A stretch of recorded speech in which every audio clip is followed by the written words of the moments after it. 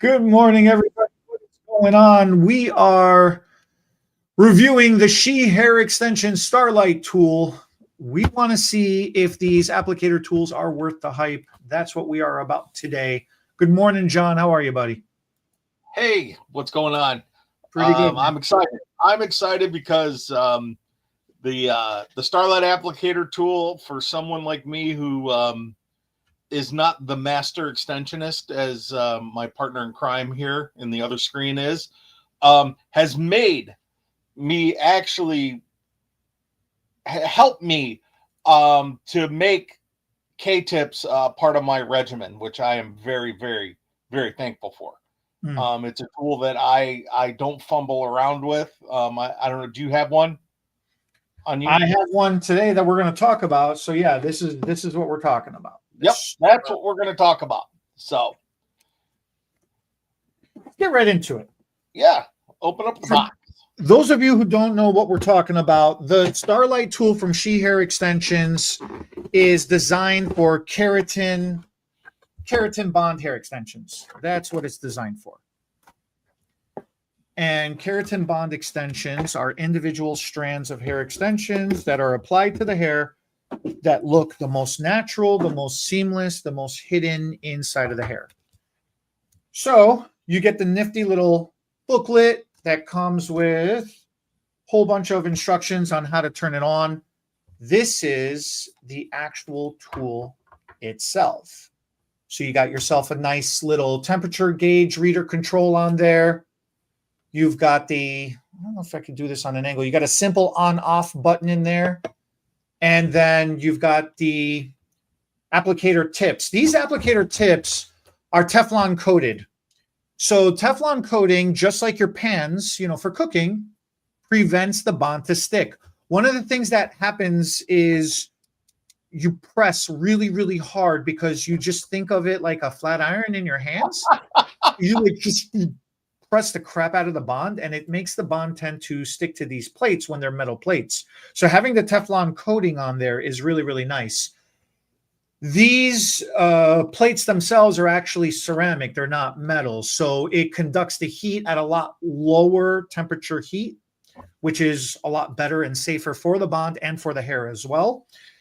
Having the temperature gauge on there visually on the outside, that indicator is really nice because then you can kind of quick view, see where you're at and what's going on, and you can make a quick adjustment. That power tool that I was saying that's in there, you click that and it makes it, that's what adjusts. So it's all the power. It's all the one button. You press the button, it turns on. You press the button again, it changes the temperatures. You hold the button for a couple of seconds. That's what turns it off. And then this cord, right, is freaking long, and it's already twisted up in here. So just to give you an idea. That's what I love the most about this, besides the simplicity of the tool. So I am 6. Yeah, this is an 8-foot cord. That's what, isn't that how you measure? You stand up, you figure I'm 6 feet tall. So if it goes up to arm full length, then it's freaking 8 feet, right? Yeah, we just saw 3 feet of the cord in your chest. That's it. I got it. This thing, you want me to start wrapping it around my neck and see how many times it can go around my neck? Well, is Carm home? Because I'm sure she would want to. And what I like is it's not the 3-prong cord. That's just a personal little thing of mine. Yep. But I like it when it's just a 2-prong. You could pretty much plug it in right to the power station, the power strip that's in your station. The problem is with the 3-prong cords, sometimes they're fatter, like the plug part of it, right, is a little bit fatter. And if you got too many things plugged into your station, those, I don't know what it is about those outlets. They get kind of tight sometimes, Yeah. you know? So that's very convenient. It doesn't use a lot of power. It's in Celsius. So what's nice about that is it goes only from 140 to 160. But in Celsius, in Fahrenheit, that's only 300 degrees at max temperature. So it's an extremely, extremely low temperature heat. It really is the lowest temperature heat. And that's freaking awesome because uh, with a keratin bond, if you apply too much heat, it starts to spread. Yep. Then it'll blow out the bond and it starts to do this, what we refer to kind of like as spider webbing. Yep. You know, so what happens is you close the bond, you close the wand down over the bond, and then you end up squeezing the crap out of it because you're thinking flat iron and you're like, I gotta melt the bond and I gotta spread the bond, right? That's the worst freaking idea ever, but that's what a lot of stylists do. And then when they open it, you get like this string cheese effect thing going on. And then what happens? You close it down again, and then you open it again, and then you tend to rip it off like a band-aid. Yep. And now you just have this flowing string of keratin going across the world.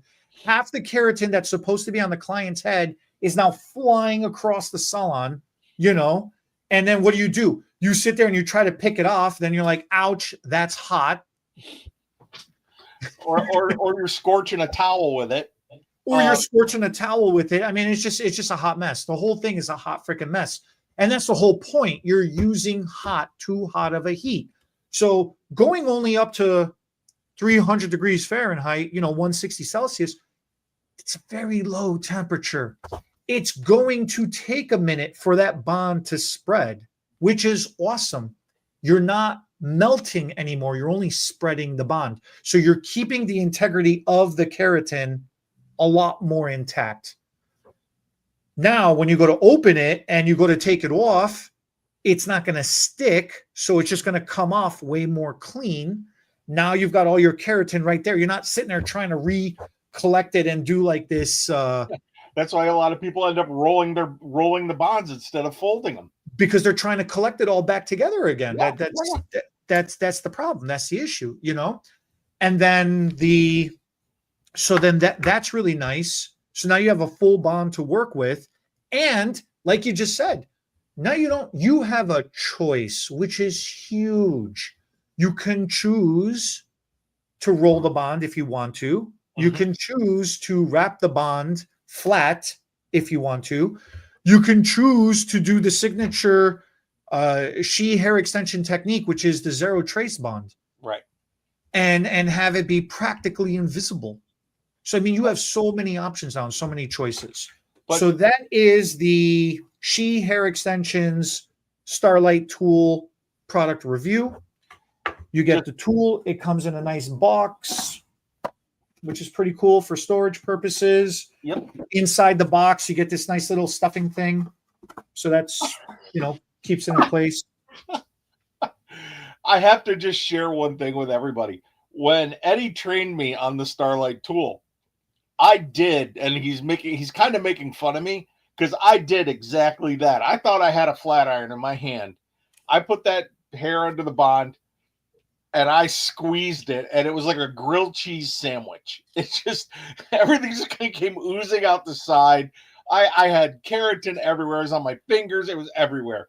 Really, it is a gentle heating tool, and it's awesome. It's awesome. This book is useless. I'm being straight. I'm telling you straight. This book is useless. It's 20 pages long because it's in 7 different languages, and I don't know how many freaking languages it takes to tell you how to press a button to turn it on. So, instructions. Oh, and this is my favorite. Does it show? Don't use it in the bathtub. Don't use it in the bathtub. That's awesome. The curling irons have an additional thing on here for the body parts. Don't stick it in your body parts. Come Have on. you looked at a curling iron lately? No, The tag on a no. curling iron? Yeah, curling irons have a tag now. Don't use it in the bathtub. Don't use it in the sink. And it's got a picture of the butt, and it has No, no no, smoke. doesn't Like really. curling irons. Next Somebody time, please send me a picture of that.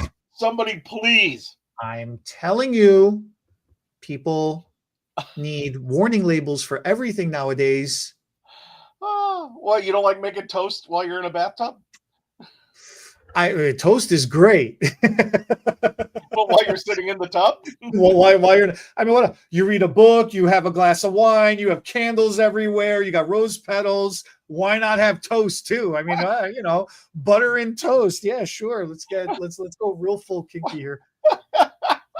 I don't know what we're devolving. We're going off track. All right. Oh man, we turned left. We turned a hard left here, but that's okay. I'm just saying these warning labels, man. So that's the review for the Starlight tool from the She Hair Extensions. Yes, Now we have a podcast. We have a discussion to talk about, and it's talking about using this tool, this Starlight tool, when doing hair extensions. All right. It is not. So what I do like about this, what I should have also said is the texture on here is a nice softer texture. And the reason why that texture is important is because it's a different finish from a flat iron finish. Most flat irons don't have texture finishes to them. Right. So you're just going to town, you're squeezing, right? Right. This being soft, it's supposed to psychologically tell you to be gentle and be soft. Like don't squeeze. I think that's one of the biggest problems is we've been so used to melting and using high heat. One of my favorite stories of one of these handheld tools that Darren told me was, I forgot what brand he said it was from, but they were trying some generic brand because originally how the machine unit used to come from the She Hair Extensions, you've seen it. You had your base and then the wand would attach to the base. It was two separate pieces. The heat would be controlled by the temperature unit, and then the wand would just deliver the heat to the bond. Right. And a lot of people would complain it's really big, it's not easy to travel, it's not easy to store, everybody complains about everything. So the company was looking into other tools, and one of the most requested tools was one of these handhelds. So Darren was telling me that they had one that it was like nuclear hot. And he said what happened was the stylist mistakenly forgot it on. Like she thought she turned it off. Mm-hmm. She had mistakenly left it on and she put it on her station, but she didn't have it like under a towel or anything because she thought it was off. And I don't know the whole story, how this makes sense, but this happened. So the metal, and it was a metal, this is ceramic, but that tool in particular, the prong was metal. And it was set to her, instead of turning it off, she set it to the max temperature heat. So that thing heated up so hard, so much that it freaking like melted off, dissolved off. Like it became molten metal in essence. And it detached from the tool and it fell through the station and like burned a hole down through the bottom of because it's a wooden station. So it somehow burnt through, or I don't know, maybe it was made out of cardboard. I don't know what the station was made out of, but it somehow burned through that, fell onto the floor, and still had enough heat to burn through the whole floor and fall down like to the next floor. And I'm like, I don't even understand what you're telling me right now. Right. And he goes, the phone call that I got the next day, he goes, my insurance can tell you the story. Yeah, okay. I guess. I don't know. The closest thing I've ever come to that one of my stylists in the salon, she left. She thought she turned off her blow dryer. And so she left it plugged in, but she just stuck it underneath. And the way she stuck it underneath, they just jam everything. They don't put anything away nicely. So the blow dryer was still on, and it somehow lodged itself and crammed a can of hairspray into the corner. And it engaged the nozzle on the hairspray. So the hairspray was blowing, but it was blowing not at full. I don't know what the hell it was doing because she didn't hear it. She swears she didn't hear it. So either it was blowing really low, and so you're only getting alcohol blowing out, or it was blowing soft enough where just like the beginning mist where it's still kind of wet. Yeah. And that blow dryer on low, but it's trapped inside the station. Oh my God. So we're sitting there. She leaves, and about, I don't know, an hour or two after she left, all of a sudden we just hear kaboom. And so the stations were a swing door and that swing lid. So the top swing lid blows open, and all you see is this can of hairspray like a bottle rocket straight into the ceiling. And then come down clacking around, on the floor. I'm like, you just walk over there. It was a cloud of hairspray for, God, I don't even remember. It seemed like an hour it took to dissipate or something. I don't know. It was insane. It was insane. I had almost the same experience a few years back. I arrived at a salon on a Monday to teach a class, and I pull into the parking lot, and there's 2 fire trucks in front of the salon. Oh gosh. And I'm like, and I see the salon owner, and I, walked up, and she's like, yeah, we're going to have to cancel the class today. And I'm like, what happened? And she tells me that they had a blow dry station. And on Saturday, the last client that used the blow dry station left the dryer running and just stuck the dryer back in the hole, of the blow dry station. Oh gosh. Oh. So what happened was this blow dryer, and they were closed all day Sunday. That blow dryer ran all day Sunday, all day Sunday, all day Sunday. It set off the temperature, the thermometers in their fire alarms. And I guess, it took the temperature inside, and it was a smaller room that this blow dry station was in. It took the blow dryer running, took the temperature to like 97 degrees inside that room. I don't think people realize how hot these tools get. Right. And I'm not just saying the client. I mean, clients have an excuse. They're the clients. They're not supposed to be trained to know how hot these things get. But stylists especially don't realize, and you see it every time we're doing a blow dry class. For example, we're always telling stylists, do not put the nozzle of the blow dryer directly contacting into your round brush when you're blow drying somebody's hair. The heat has nowhere to go. They're like, yeah, but the round brush is vented. Yes, it is. But dumbass, you've got all the hair wrapped around that vented round brush. So the vents are closed. They're sealed, man. Like the air flow got nowhere to go. They're like, well, yeah, that's how I get it silky smooth and straight. I'm like, yes, you do. But that's why you always have static and frizz afterwards. You over dried the living crap out that section of hair you just blow dried. And this is a problem, because the airflow's got to go through the blow dryer. It's got nowhere to go, so it's going to go back into the blow dryer. But the blow dryer is sending out more fresh air. So you just got this weird, crazy recycling insanity going on. Right. It's just getting hotter and hotter and hotter and hotter, And this whole thing nowadays with technology and marketing is insane. we got to do it faster, better, stronger because, and it's like now we have 1800 watts. Now we have 2000 watt. Now we got 25. Now we got 3000 watt blow dryers going on with, nuclear reactor vacuum motors on them from NASA. And they make no noise and they blow like 90 miles an hour, the equivalent, like if you're driving down the highway. And it's like, that sounds great. But where is all this air going? If you're freaking smashing it together, right? Where is it going? Right. No, you're right. Do you know how far away technically, like, do you remember from school, how far away you're supposed to hold a blow dryer from the section of hair when you're blow drying?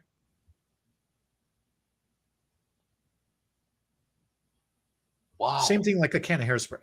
How far are you supposed to spray hairspray? Well, that's what, 6 to 8 inches, right? So that's how far you're supposed to be with the blow dryer. It's supposed to be about 6 to 8 inches minimum, about 12 inches total.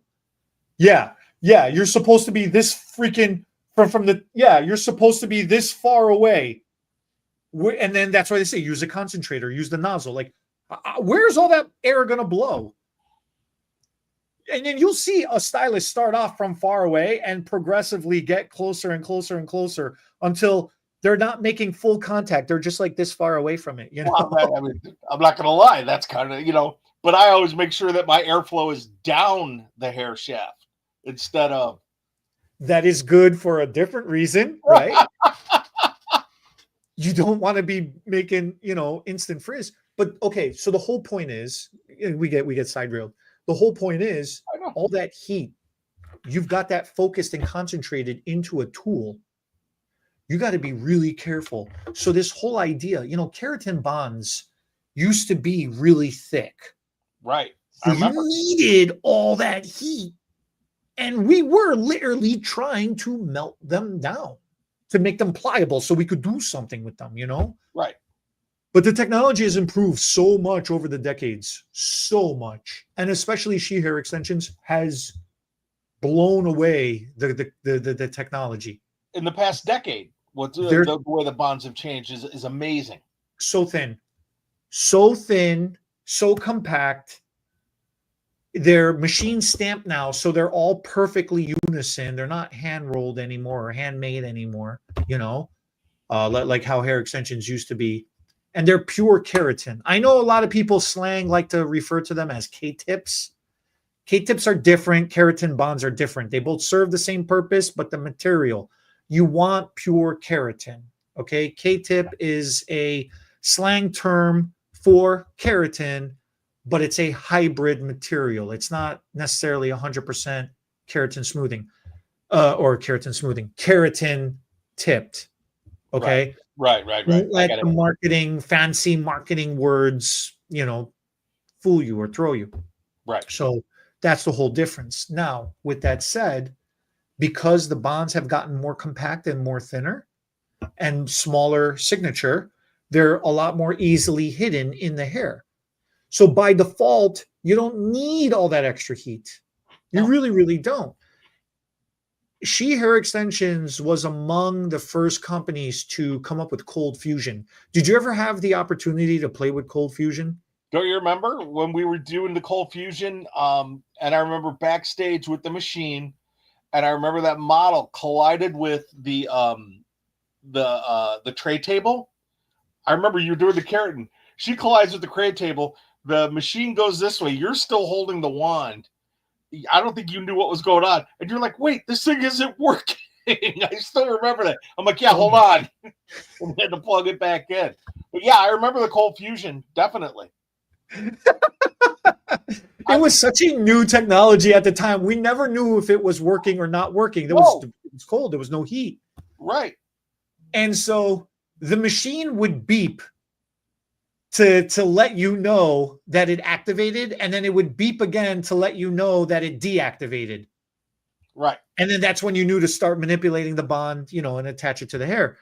Well, that freaking constant beep, beep, beep, beep, beep, beep. It was so annoying that you just it becomes white noise after a while, Yeah. So I'm just sitting there, I'm going like that. And all right, I know about a second later, you're supposed to take it off. And then, all right.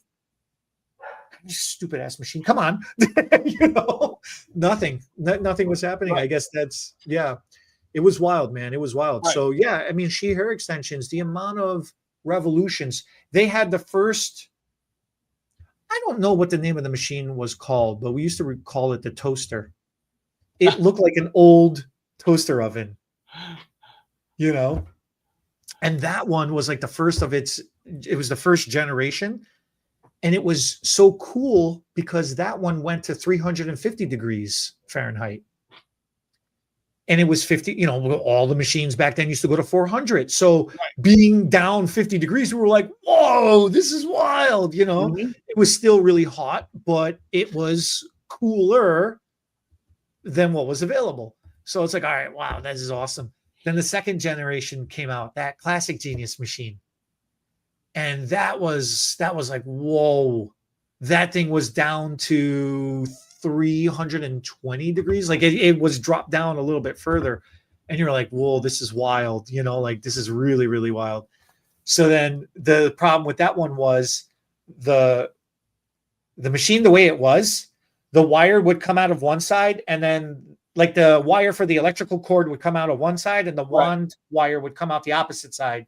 So you had this tendency to just wrap the cord around and around and around and around, and it would snap the wire. So like that sucked. And you weren't supposed to do that, but hairdressers, what do we listen to? Right. We have right. 20-page book in 7 different languages, and I don't want to read instructions. So, there was that. Then then they fixed that problem, and they had it come out the side, and it was a lot better. So that was the third generation. Then was the Fire X.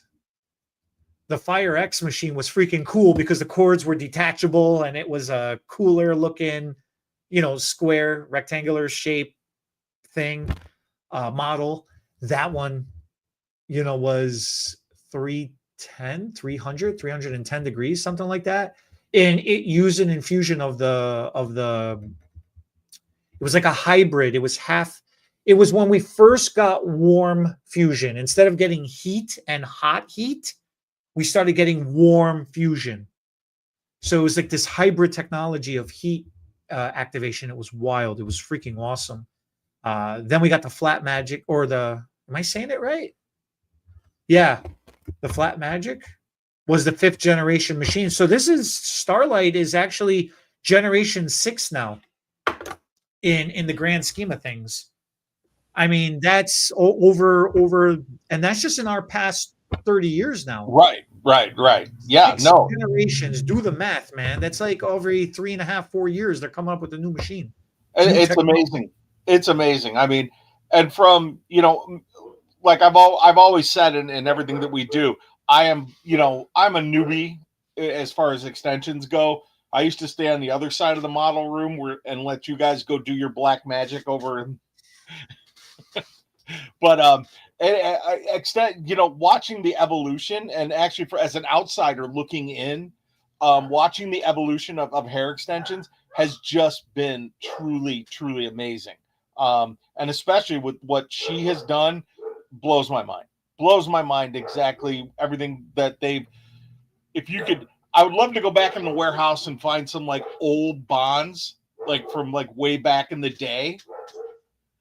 I'm sure there's some back there. And we could possibly even just do an evolution of the bonds if we could find each one. I think that'd be cool.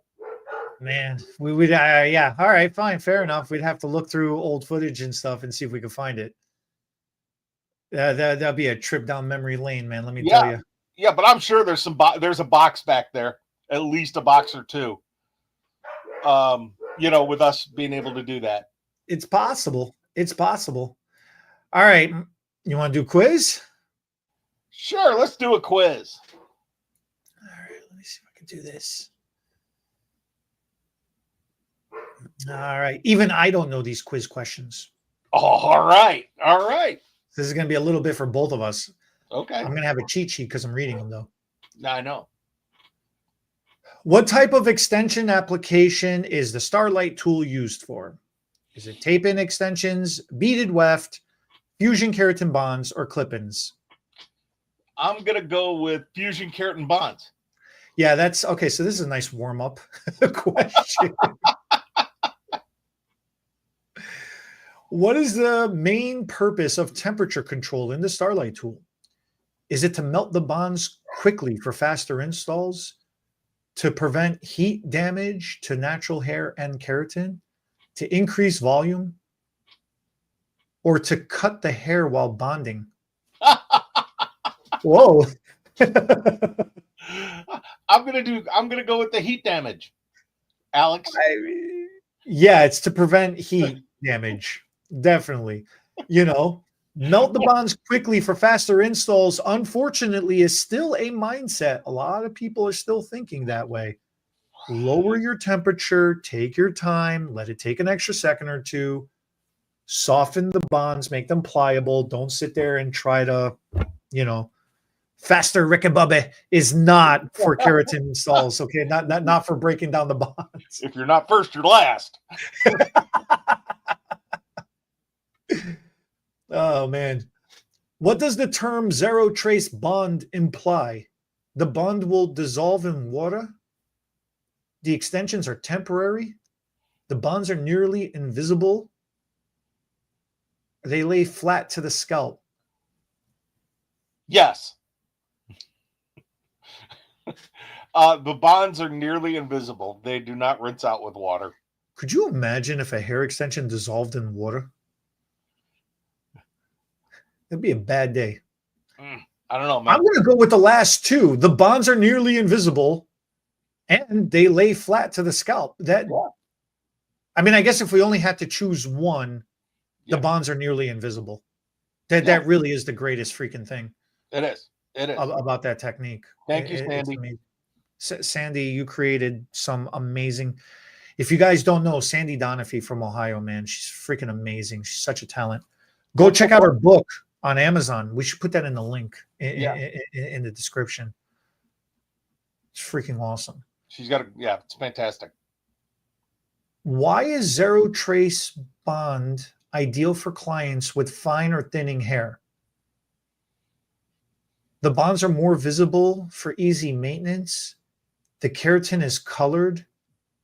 The bond is lightweight and discreet, or the tool pulls less tension. I'm going to go with discreet. Yeah, that was a tricky way though that question is worded. But yeah, no.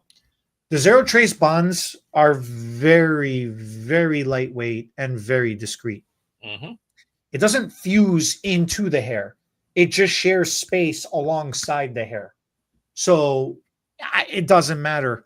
Thin, fine, soft, fragile, compromised, however you want to refer to it, it's doable. It's usable. And then, of course, if you have normal texture, normal density, it's not a problem. And if you got thicker, coarser, stronger, resistant hair, that's a no-brainer. So it's safe for all types of hair. What kind of keratin tip is likely used with the Starlight tool? Is it a cold fusion tip, a flat keratin tip, a threaded cylindrical tip? I can't even say that word. Cylindrical? Cylindrical? Cylindrical, like a cylinder. What's a cylindrical tip? I have no clue. Never heard of anything. Oh my God. Wow. Those, okay, we used to call them the like your nail, like a pinky nail. You know, like it's a curve. Have you ever seen those? That's going a concave tip? It's kind of like a U shape. Concave. Concave. Okay, so this is referring to it as a cylindrical. Yeah, wow. So it would come in this U shape, and the idea was you would take your section of hair, you'd have this U-shaped thing, and you'd be able to slide the hair into it, and then you'd heat it up, and it would make it easier to roll and fold and squeeze together. Man, I haven't seen one of those in years. I wonder if they still do them. There's got to be a company out there that probably still does it, and is probably out there saying it's the greatest thing since sliced bread. So everybody's got the number one thing of everything. Anyways, that's not the answer. I didn't even have to remember what that was. So what kind of keratin tip is likely used with the Starlight tool? It would be a flat keratin tip. That's really what it's about.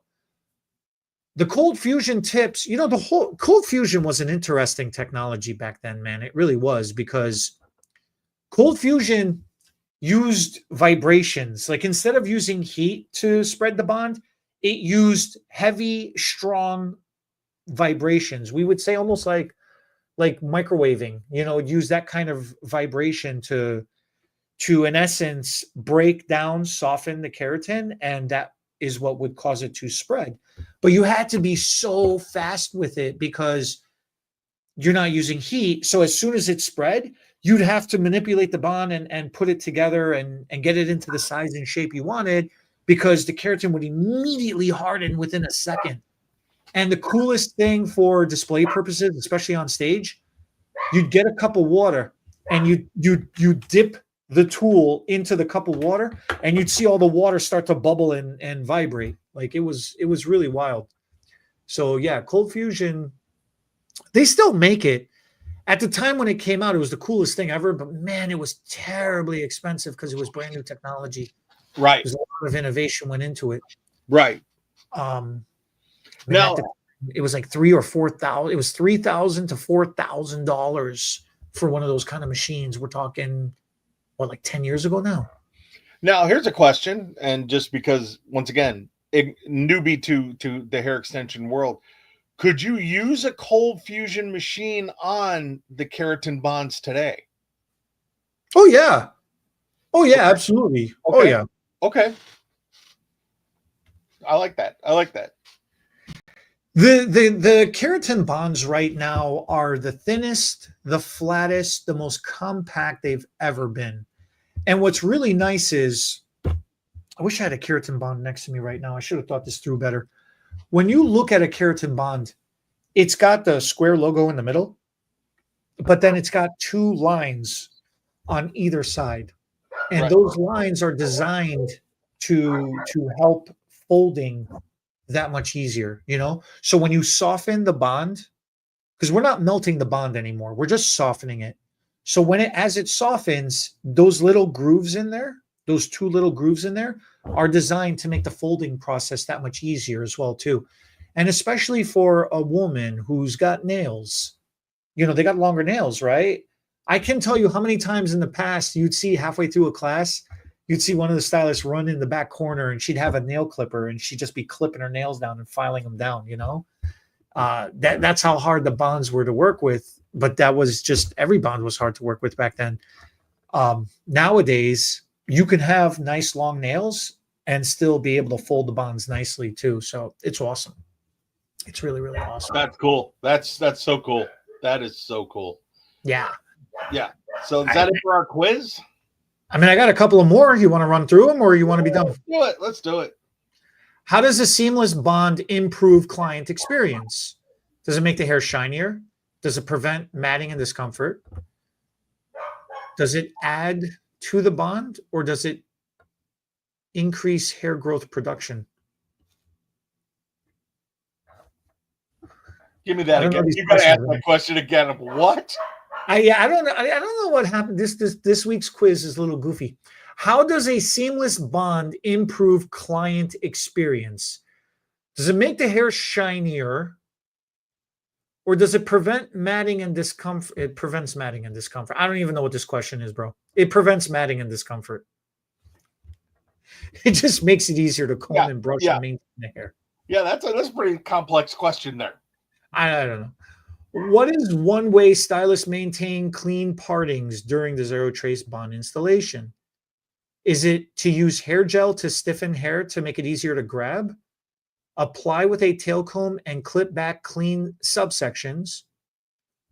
Pre-shampoo and keep sections wet? Or back comb the roots for more control? I'm going to say use a tail comb and get nice clean partings. Though I do like the whole back combing idea. Yeah, right. I'm kidding, guys. It keeps everything in place, and it'll never move It's like for the Team next Light. 6 months. You'll have the best golf ball on the side of your head ever. It's volume. It's volume. It's volume. It's volume. All right. I got the last question here. What is a key benefit of the ergonomic design in a fusion heat tool like the Starlight? Does it make it faster? Faster, Rick and Bubba. Does it prevent slipping? Does it reduce stylist fatigue? Or does it improve accuracy? Well, first off, rubbing is racing. And and I'm gonna go with reduces stylist fatigue. Ergonomic designs are huge. They're very, very important. Carpal tunnel is rampant in our industry, man. Let me tell you. Absolutely. I can tell you how many times I've talked to a stylist who has told me they have had carpal tunnel surgery more than once. I can't imagine having to go through it once, let alone multiple other times, second, third. That's insane. That's insane. So I don't know if you just haven't learned your lesson. I don't know if it's just the tools we have. I don't know if it's a combination of both, but there are a lot of, I mean, look at HCB Beauty. We spend a lot of time looking into stuff like this to make sure that the products, the education, and the tools that we sell and provide are helpful and useful to people. So save your body, man. Don't take your youth for granted. Save your body. So I don't know if that should be the motivation for this week. If going faster, if you're not first, you're last is the motivation. Well, I got a couple of motivations I can throw out there. What do you got? I got one. Yeah, it's not along those lines though. So here's the deal. I'm gonna turn it into it somehow. Yeah. Smile and let everyone know that today you are a lot stronger than you were yesterday. Okay, that's a fortune cookie. That's not a motivation. That is totally motivational. Smile and let everyone know that today you're a lot stronger than you were yesterday.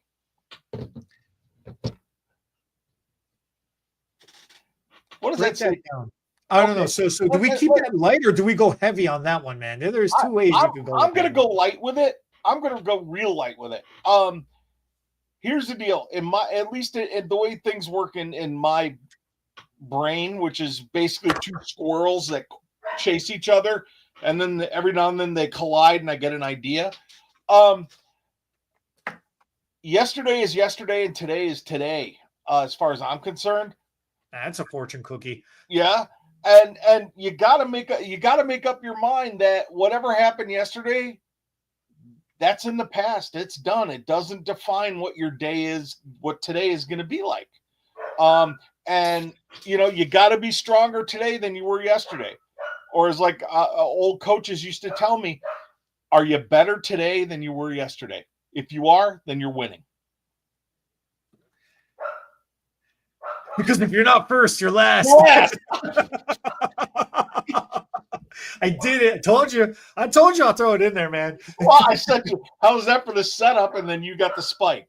I had to think about that for a second. I'm like, wait, does that work? Yes, that fits. Yeah. Sometimes it makes more sense in your head. You're welcome. Guys, I guess to boil that whole motivation down, you know what? Every day you put a smile on your face. Whatever happened yesterday, and today is a new day. And you got to own it. You got to conquer the day. You can't. Isn't that like a carpe diem? Same thing. Seize the day, right? Seize the day. All right, I can get behind that. All right, then that's fine.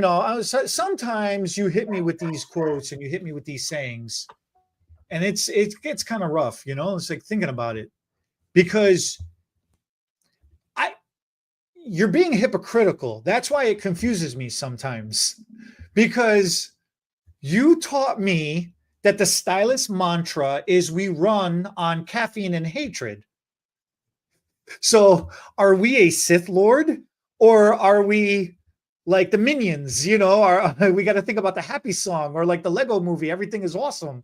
Everything is awesome. You do not make fun of the Lego song. I'm not making Do fun. not make fun of the Lego song. I'm asking a question. Which one is it? Like how or does it not matter as long as you're smiling?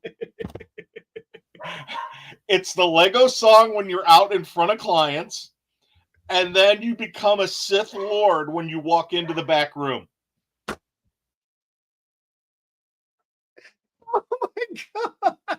What do you do when the client follows you into the back room? You know, you have the client that she just gets up and travels with you because she's attached at your hip. She just really likes talking to you, you know? So do you have to put like you have to put a sign, you know, past this point at your own risk or something? Woe to you, O Earth. If you pass this point, come on. How many clients would want? I mean, think about all the back rooms that in salons that you've been in. There is no way you're going to let your client into that back room because, first off, the things that go on in that back room. Dude. Clients, there are some clients out there who don't have boundary space, who don't understand boundary space. Okay. And here's the thing, like, we get friendly and then we cross the line and we think we become friends. And then it's a freaking grenade, man. It's no holds barred after that. They're back there freaking stirring up more trouble. I had a stylist, had her client trained so well that the client would go back there and mix up her own color and bring it out to the stylist when she was running behind schedule. I had another stylist, had her client trained so well, she would make her client shampoo for her when she was running behind schedule. Other clients. I used to have clients that would come in the back and help the assistants fold towels. What do you what do you do? What do you do? If they came back there, I would just say we are not responsible for what you witness back here. You cannot hold this against us. Because the next stylist coming around the corner has no idea she's back there. Exactly. She's around the corner. Yeah. Yeah. I you know, someday I'm going to write a book. I have a working title. It's called Tales from Behind the Chair. Oof. But, and I will tell this, this is out of school.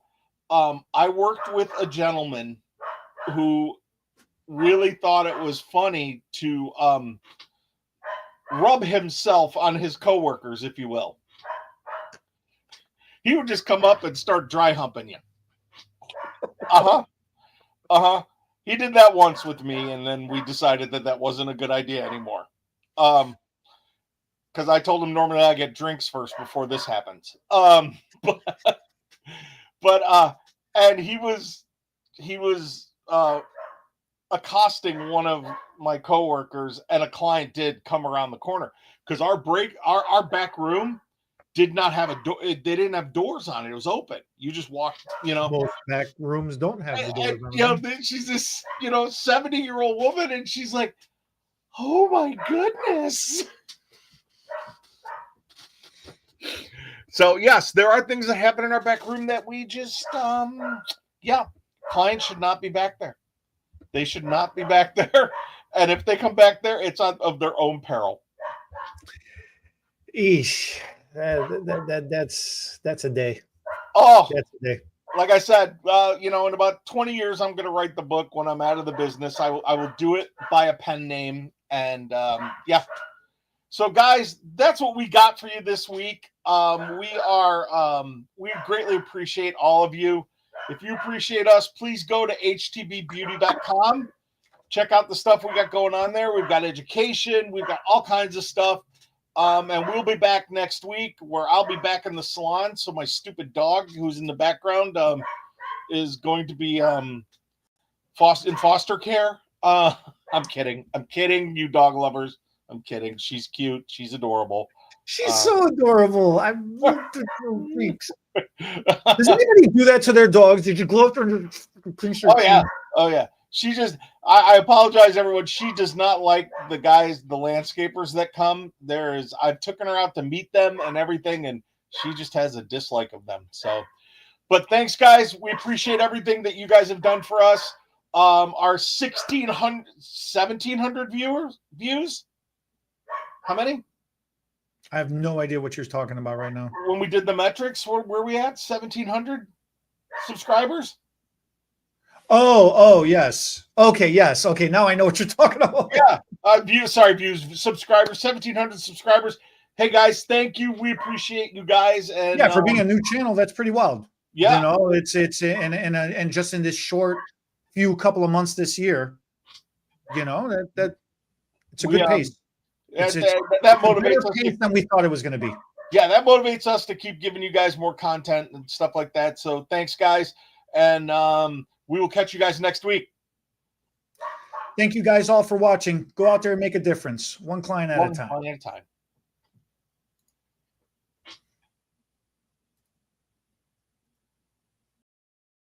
The SFTB podcast was not recorded in front of a live studio audience, so thanks for joining us for today's episode. If our hair topics made you smile, give us a thumbs up. Drop your thoughts in the comments. We'll read them while waiting for our caller to process. Share this video with your stylists and friends. It helps us make a difference, one strand at a time. And don't forget to subscribe and ring that notification bell so you never miss an episode. Because your hair deserves all the latest and greatest tips.